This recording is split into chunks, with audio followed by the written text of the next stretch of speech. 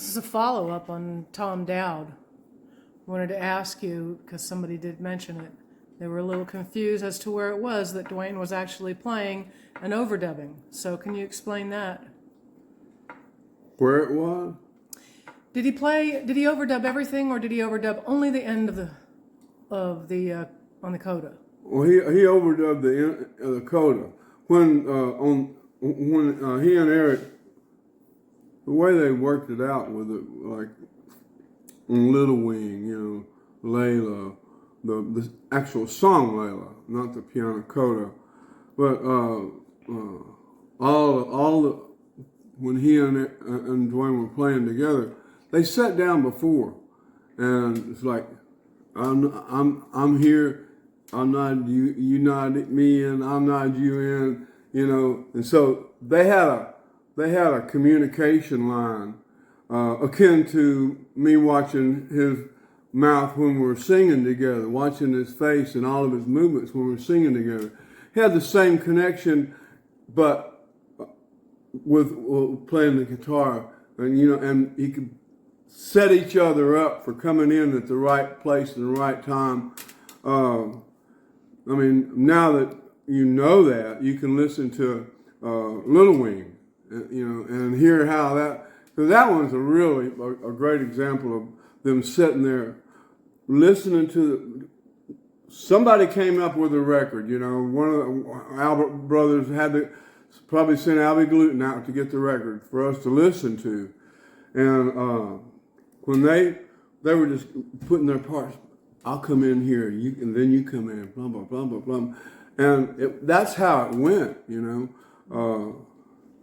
but real natural, a natural thing. When it got going, it wasn't preconceived. It's just like giving each other that back and forth thing, Right, I got that. But my question was, because we were talking about Duane overdubbing yesterday, but overdubbing, that was only the coda that he overdubbed. Yeah, only the coda. I'm saying what I'm talking about. Layla itself was the two of them working together. Yeah. And then he came back with the same approach as Little Wing, and that kind of thing. And when we were doing the jams, that's all real natural. That all happened. But there was a couple of songs where we ran through and set themselves up for it, That whole Duane thing, I'm glad I can fill in the blanks. I just didn't realize there were so many of them, But it's all right, But they were pros, and you get two professional musicians in the room together, they're not going to step on each other's toes. They're going to give each other as much room as they possibly can. Hopefully. That's how it all comes about. With George's session with All Things Must Pass, we had, at one point there was like 12 people playing at the same time, but no one got in anyone's way. Because everybody was respectful and listened to what everyone else was playing, Well, and it must have been a magical moment. The whole thing was magical, absolutely. and sometimes things just work They out work, beautifully. and it's just like some kind of some kind of force bigger than it all, is orchestrating that thing to work and work well. Well, speaking of that, when you were recording All Things Must Pass, was there times when George would go off and do things and think about stuff and go over some things and then come back and do something at all? No, not really. He already had himself pretty prepared. What he did was come in, because you got not all of us knew what the songs were, and he would come in and he would play the song for everybody.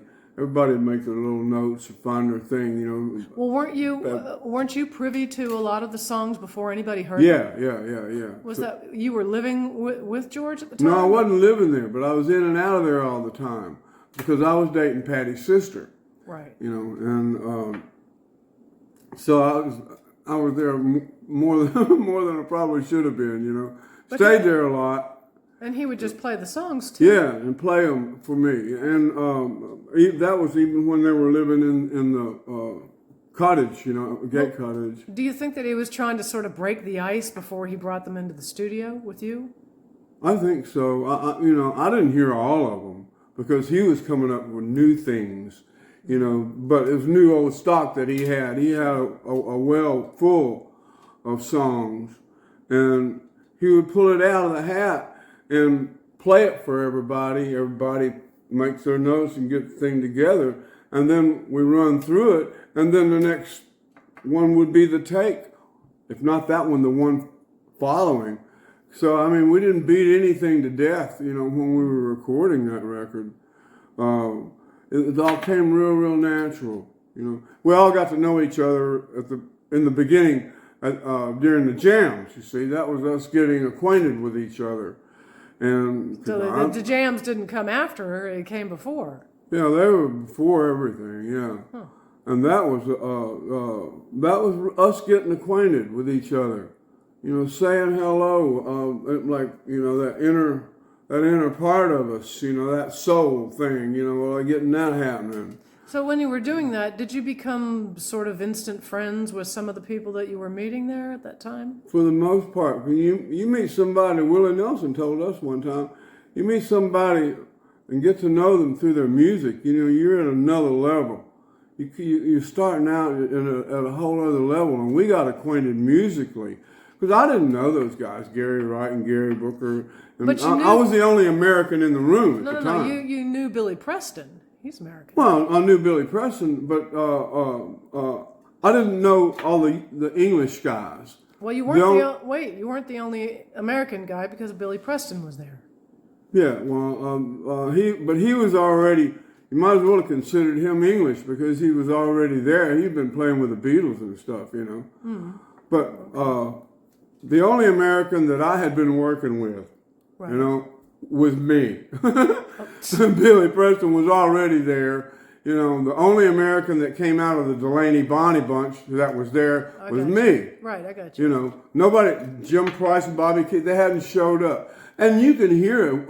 Bobby, when he came in, he's on one of those things. I think it's Out of the Blue or something. But you can hear when he came in, that's when he arrived, So that's kind of how things went, But yeah, that was us getting to know each other. So a few people, Ginger Baker came and went. John Lennon came, he and Yoko with their brown bag, nudies. Yeah, album cover. Right. Well, apparently they were toting that around quite a bit, even after, way after the fact, way after it came out. So. Yeah, but there's a lot of people were coming by just because,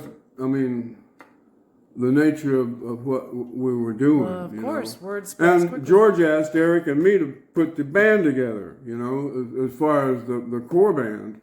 And so it was a great experience, working with people on that level and getting to know them through the music.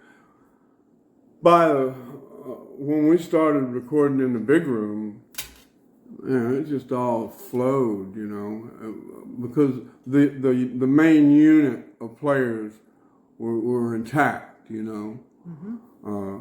Even when it was Alan White on drums and Klaus Woolman, and me and Eric and George and Billy Preston. Even then it was right, and then we started adding all these other people that were coming through wanting to be a part of it, But that was it right there, that was a hell of a band. Cut some great records, Jim Gordon, Carl Radle and me, and Eric Clapton. Formidable four-piece. When was it that George had said to you, you can stay here and be one of us, or you can go and? Oh, that was later on. When Eric had gone into seclusion, and I was living at Sunny Heights, and I was just kind of wore out So did you go to sitting him to get around. some advice, or? No, just happened to be talking about things, and he asked me, was I going to stay and be one of them, or was I going to go back to the United States? Because I'd already been there like a couple of years, you know, and I didn't know what I was going to do. I know that I was real tired of sitting around waiting on Eric to, you know, come out of the fog that he was in. Do you think that George wanted to work with you?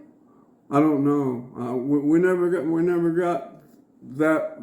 Wonder if he I think had I was something- with him on a personal level as well. You know, more so than just a musical level. Right. You know, I didn't feel like I was. I hate to say I'm unworthy, but I didn't feel like I belonged. You know, I loved living in England, and I loved the people, and I loved the people that I was with. But I didn't. That wasn't the all in all of what I could envision for myself. And a short-sighted vision that I had, it was kind of living in the now, you know, and it just seemed a whole lot of waiting around. The Rolling Stones were the only ones that had any sense of order, you know. I mean, 3 months, you know, to write and get the thing together, 3 months to record, 3 months to recreate, 3 months to go out and play. And that was like I would imagine it's pretty much still the same, the way they operate. We've mentioned that before, and I think that a lot of artists work it out like that because it works well. Yeah, but we weren't doing anything. We did the tours, you know, played the tours and of Great Britain and did the American tour, and after that, it was over. And Eric was locked away, and I was sitting in Sunny Heights that has like 28 rooms in a cinema by myself and just kind of bouncing around in there like a BB in a number 2 wash tub, you know. And I was like questioning why am I here and why am I waiting? And why am I still waiting, you know? Well, I moved, I went back to America for a little bit and then went back to England and got my other place in Ascot, and he still was not going to come out.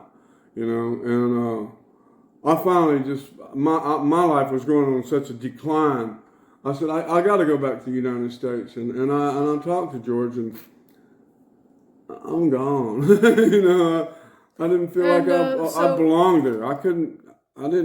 Maybe it's a thing of patience, you know. So was that, no, was that the last time you really spoke to George? Yeah. Except when I went back to England, with my family, you know. I couldn't get into the country for 10 years. I was a small drug bust, and I couldn't get in for 10 years. When opportunity for Robert Stigwood to make sure that I wasn't able to come to the country. So that was a whole other episode there. I'd forgotten all about that. Talked about it. Yeah, but when I did, I was 10 years before I could go back to England. That part of my life was over because of that. And so I went, well, I got my kids and everything. Let's just go ahead and I'll have my own life. Anyway, you know, and moved to Wargrave and on the Thames, and had my family there, and it was still the same thing. I would rather go back to the United States and fulfill what my promise, you know, when I was flying through the air in that Daytona. I said, just let me walk away from this and I'll play every honky tonk from Memphis to LA. Well, I said, and I remembered that, and I said, I owe a debt to myself. And so packed up and went back to the United States and to Memphis, got a truck, got a band, got all the equipment, and then did the whole thing and just played a bunch of honky tonks and rock and roll clubs as far west as I could go, and in the South. It was a lot of fun, you know. better, it sure beat the hell. I've said this before. Sitting around at Sunny Heights in the window at the Flying Cow bar that was at the house, and wondering what in the hell am I doing here? You know. Mm-hmm. No, so I wasn't one of them in that manner, where I could sit around and just wait and wait and wait and wait. No, I could see my life spinning out of control and being wasted.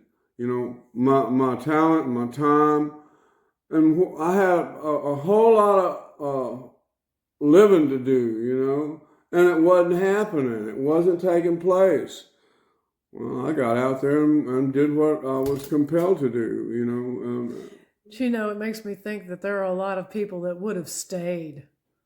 Yeah, well, and a lot of folks would stayed and compromised, you know, their integrity or anything, you know, to be a rock star, you know, and to be in those circles, you know. Sure. And I mean, we're still friends. Eric and I are still friends over all these years, you know, 50-something years, and if George was around, I would imagine we would still be friends as well. But when I moved to Wargrave, I called George because that wasn't that far from Henley. I called him and told him that I was there, and I moved to that particular place because of the schooling for my kids. It was a real good school that was near there, and I was just like I didn't have my life was not in order. It really never got in order until we got together. I mean, I was like hit and miss, you know, forever, you know, and building that farm in Mississippi was I was just biding my time, you know, because I knew I wasn't building it for me. I built it to leave, you know, leave behind studio and all. And no, to be with you and be out here in the world and live a fulfilled life. And that's what we've done. And I know how you've touched me, and you know, and I can imagine how I've touched you, you know. But together we've grown closer and closer over 20 years now. And what a wonderful life and world we have, you know. And it's still exciting. Doors are opening, and doors are opening, and doors are opening.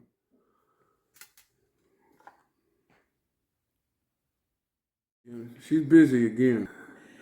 She's a puppy, you know. Here she comes. She's going to end up. Yeah.